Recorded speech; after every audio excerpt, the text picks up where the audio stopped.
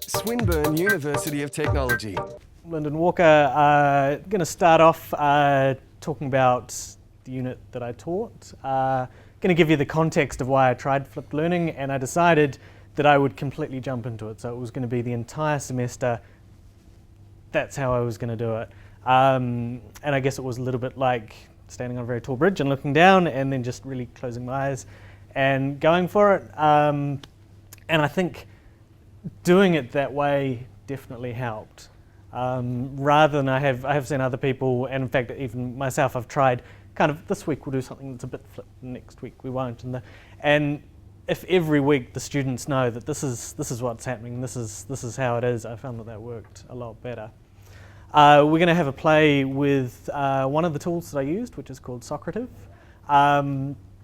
I also surveyed the students, so I will give you a couple of results from my survey and what the students had to say, and that will probably be tons, more than 20 minutes, at which point I'll probably get told to sit down and shut up.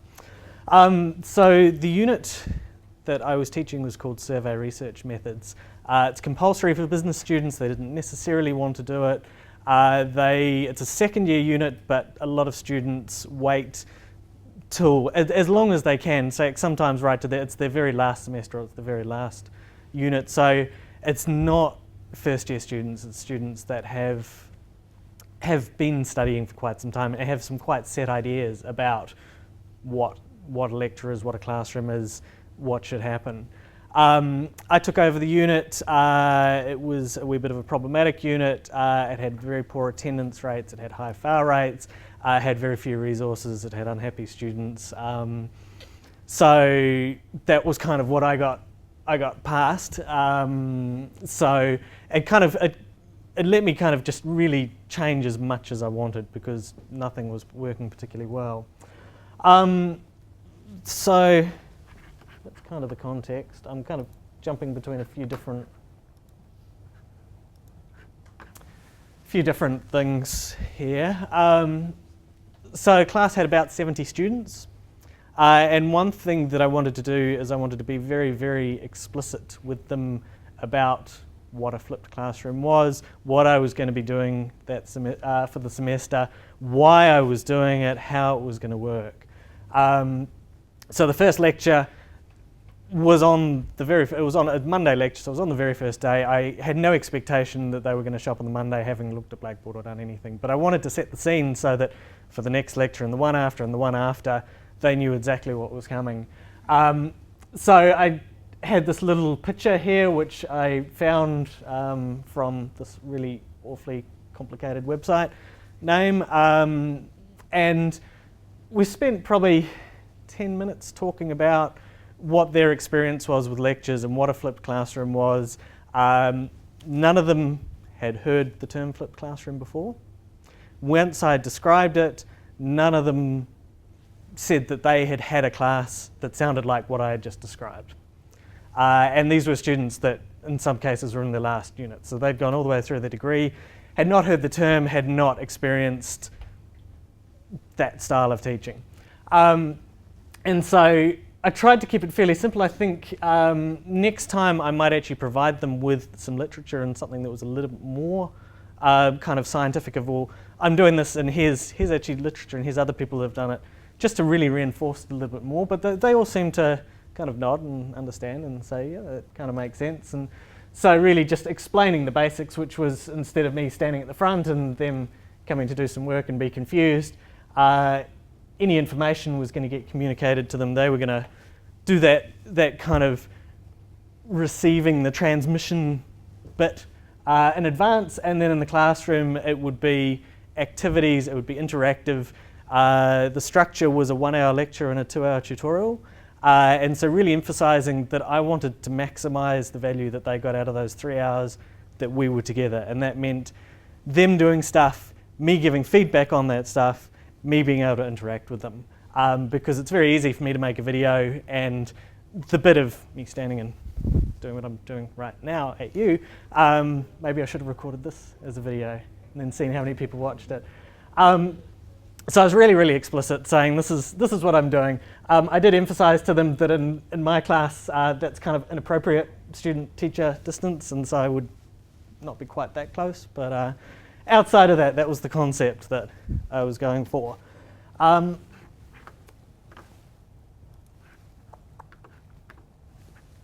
So in a typical week, the idea would be that at some stage before the lecture, and the lecture was on a Monday, a lot of them I found this was it was Monday afternoon, which was quite good because it meant they had Monday morning, they had Sunday evening. They seemed to be quite popular times for getting in, looking at the resources. I had a little bit of reading. Certainly the first few weeks it was little. And even by the end it wasn't huge. It was enough that they were getting the important terms, the key concepts, the things that we were then going to talk about, but not so much as they kind of really thought, oh, this is a burden, this is a whole lot of reading, which I think is where you open a file and you go, oh, 40 pages, no, maybe I'll just do it a bit later. So I tried to keep it as short as I could, but still keeping all the important stuff. The readings were matched with videos. I recorded videos, at least 1 to 3 videos every week.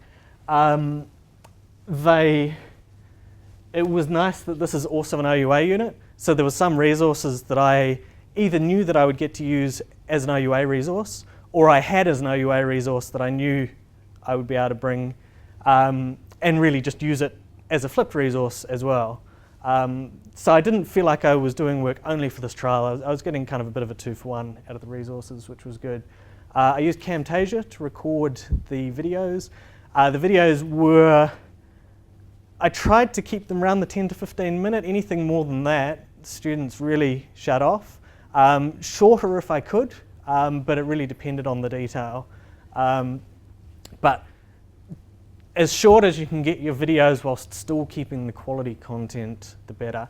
If something cuts into a couple of topics, two 8-minute videos, far better than one 16-minute video as well.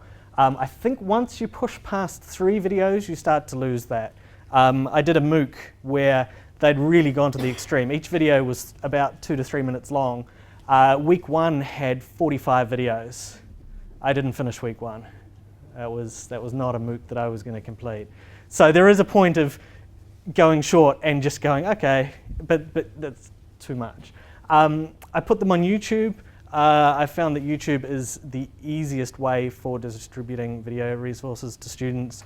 It's generally the best in terms of being platform independent. You're not having to worry about, do they have Flash, do they have QuickTime, do they have this, do they have this? Not everyone is comfortable with putting their resources on YouTube. You can make them private, I don't. But that is another option, is you use YouTube, but you set it private and you give them just a password so they can access it, no one else can see it. I forgot to mention at the start, if you do have any questions at any point, just wave your hand or call them out. So 1 or 2 or 3 videos, really aiming for that kind of, normally you need more than 5 minutes to actually get something substantial, but around that 10 to 15 if I could. And that's really tricky, especially if you like talking, or even if you don't like talking but you just are good at talking. You can look at how long your video is and you go, I just talked for half an hour about sampling because I really like sampling, but the students don't like sampling enough to listen for half an hour, so maybe I need to go back and work on that. It was quite nice with one of the early videos. I was recording it at home. My office is a little bit too noisy to record videos, so I tend to do them at home. And my cat decided it would help. And so it climbed up, and I have quite a nice microphone set up at home, and it decided that it would walk back and forth past the microphone meowing really loudly. And I decided that I'd just keep that. I would go with it, and so I introduced the cat and then carried on with the video. And on Monday, I walk into the lecture and I'm bombarded with questions about the cat, which was fantastic because that showed that they had listened to the video. I could have said, have you listened to the video? And everyone could have said, oh, yes, I have. But I knew because they'd heard the cat. So trying to get a bit of personality in there as well, I think is really, really quite helpful. I mean, in my case, I guess it was the cat that was adding the personality. But it started to become a bit of an ongoing theme, something that's not related to really to the flipped classroom as such, but I do in some of my units is I'll have a hidden section on the Blackboard site.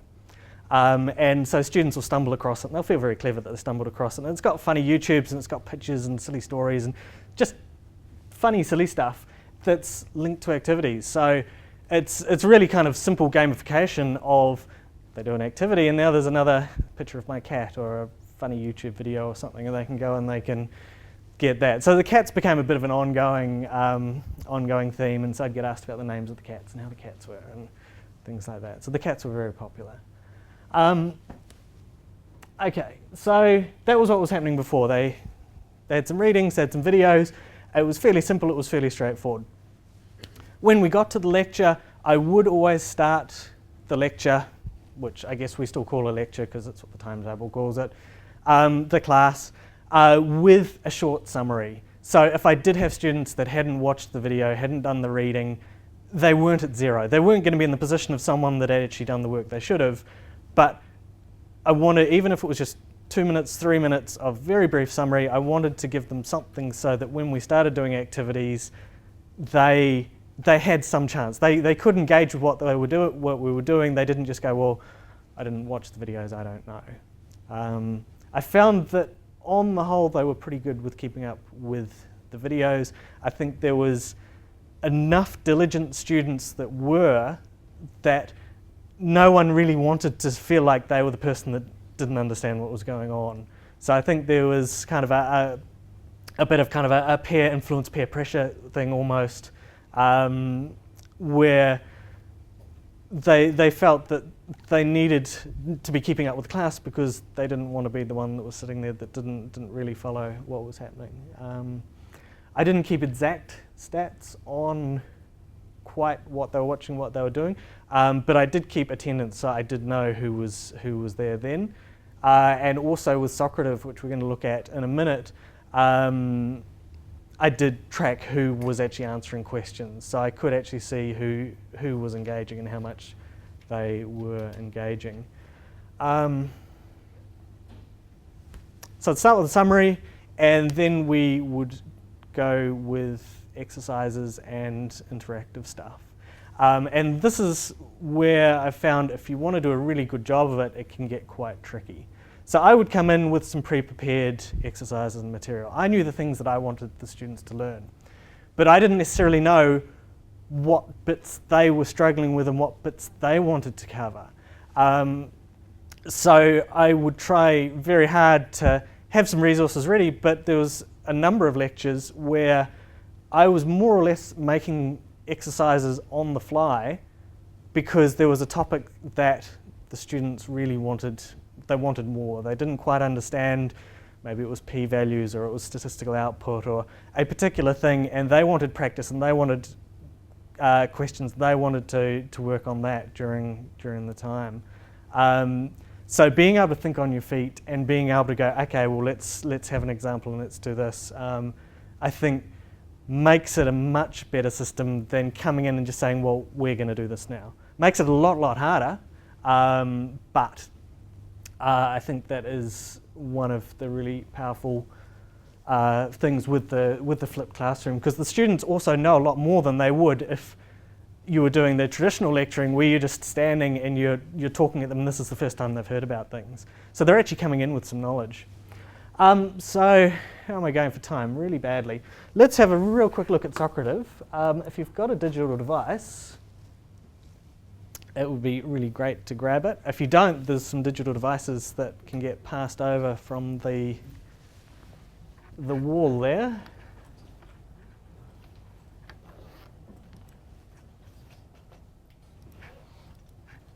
Okay.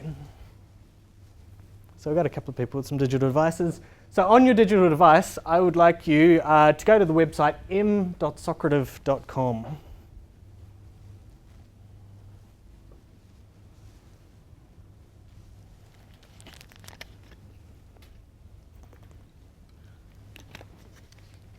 Now, the really funny thing with this is that Socrates did a giant upgrade at the weekend just gone.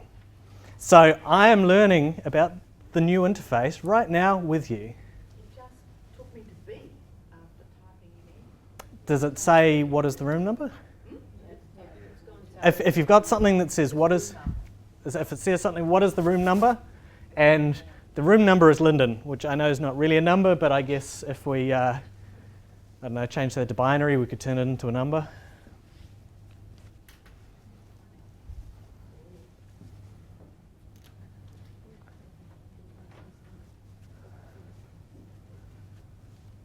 So m.socrative.com, and the room number is Lyndon.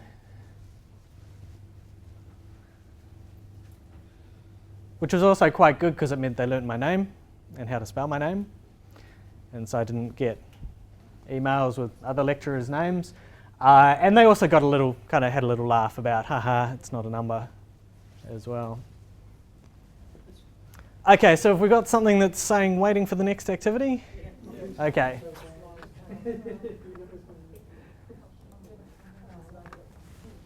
Okay, so as I discovered just before, this is what Socrates Dashboard for the teacher now looks like.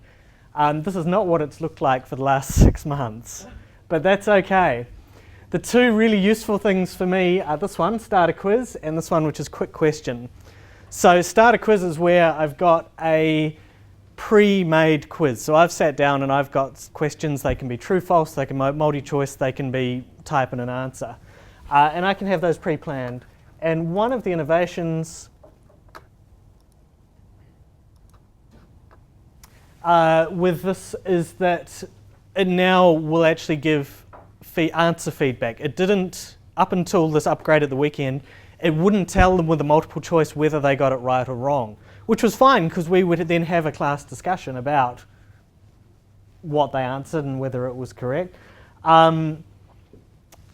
Okay.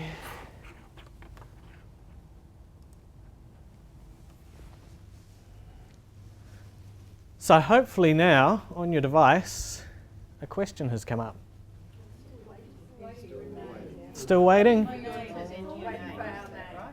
So enter your name. Just type in whatever. You can put in your name if you would like.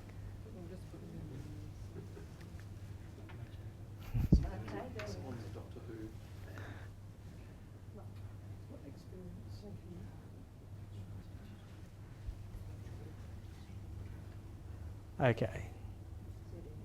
So you can have it to disable the name. So you can have anonymous responses. If I was putting something up on the screen, I would normally have anonymous responses.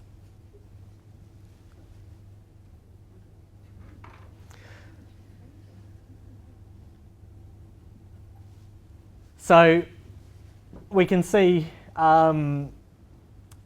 there's a bit of a range there, some A's and B's and C's and D's. Again, because they've gone and changed it, they're trying to make me look silly.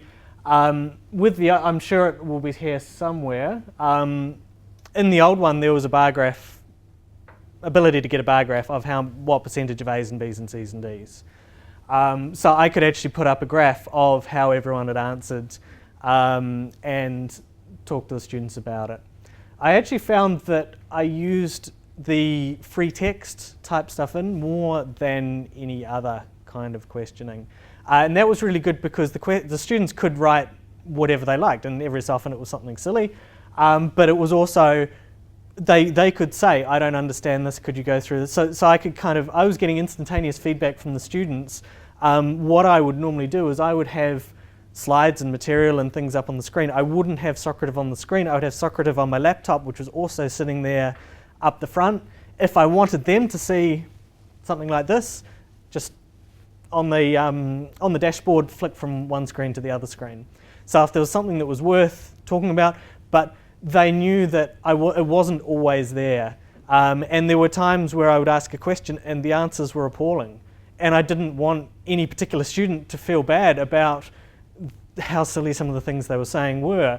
But what I could do is I could see what the answers and the themes of where a misunderstanding was, and then I could go and I could address that without having any particular student going, oh, that was my answer that he's talking about.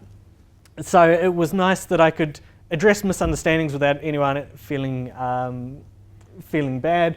But when there was really good stuff, I would flick the screen over and I'd say, well, yeah, look at this. This is an excellent it was survey research, so some of the components was writing survey questions, writing scale items, and when there was good ones, we could flick over and we could look at them, we could talk about them. When there was bad ones, I would normally kind of get the themes of what the bad ones were, and then on the whiteboard, create my own examples that had similar misunderstandings. So that way I wasn't picking out specific wrong answers, but I was still being able to address where there was issues. Okay, so you can pre-plan,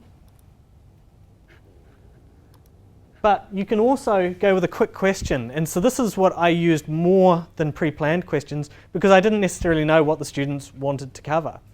And this is where the thinking on your feet really has to kick in, where I can just come up with a question. I can end the activity you guys are currently doing. I have a true-false question. I will have written it on the whiteboard. I might have had it, put it into a PowerPoint slide, typed it up, said it verbally. On your screens, you've now got true and false. Someone's already agreed that it's true. I haven't told you the statement yet. But that was really good that I could just ask stuff on the fly.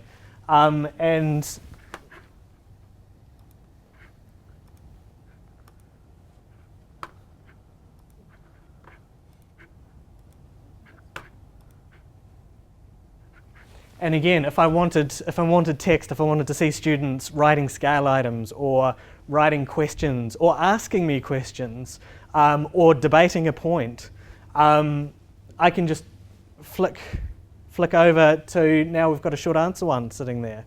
And again, I can put that on the screen, students can see it, or I can have it on my laptop and I can just kind of take in what's going on. So I found that a really, really useful tool. There's lots more to it. You're trying to make me hurry up?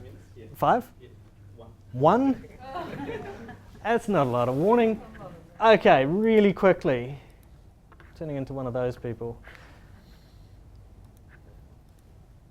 Okay, actually, before I talk about that, so I use Socrates a lot, but because it was a surveying class, the other tools that I used are things like Opinio, SurveyMonkey.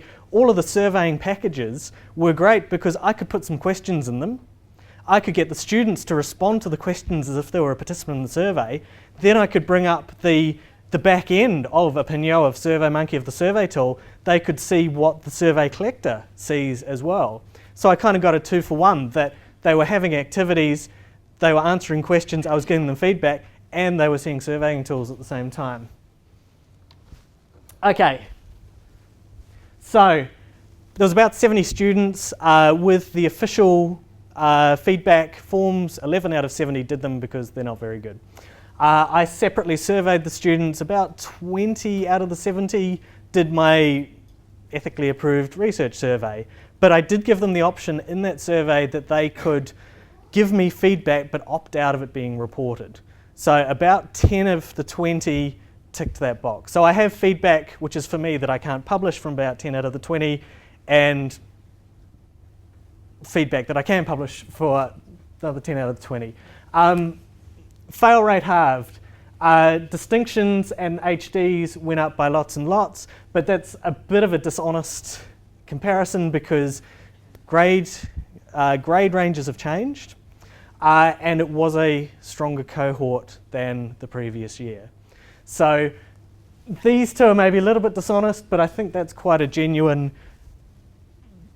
I was getting people engaged that otherwise, under the previous way it was being taught, weren't getting engaged.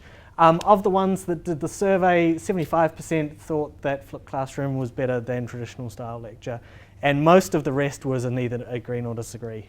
So there was only a few that really, really didn't like it. So I really liked these two quotes that seem to really, really agree with what we think is happening. But the one that I thought was most interesting is this one.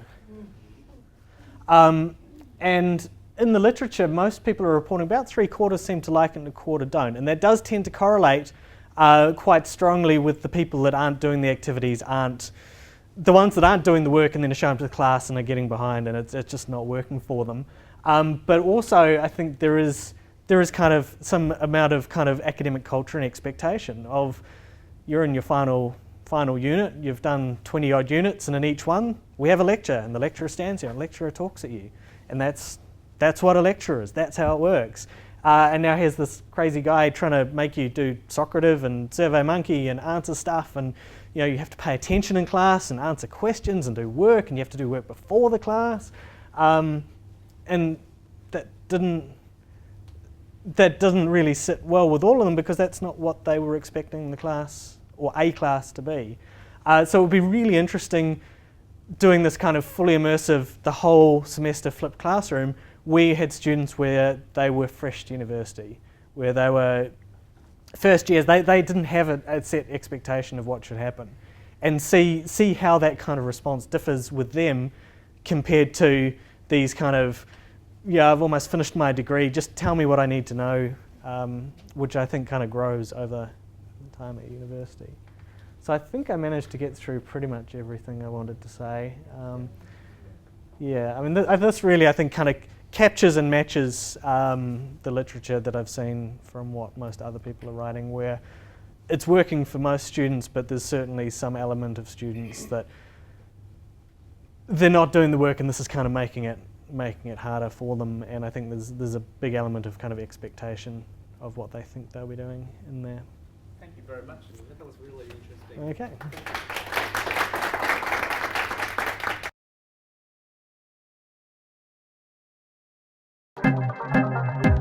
This has been a Swinburne production.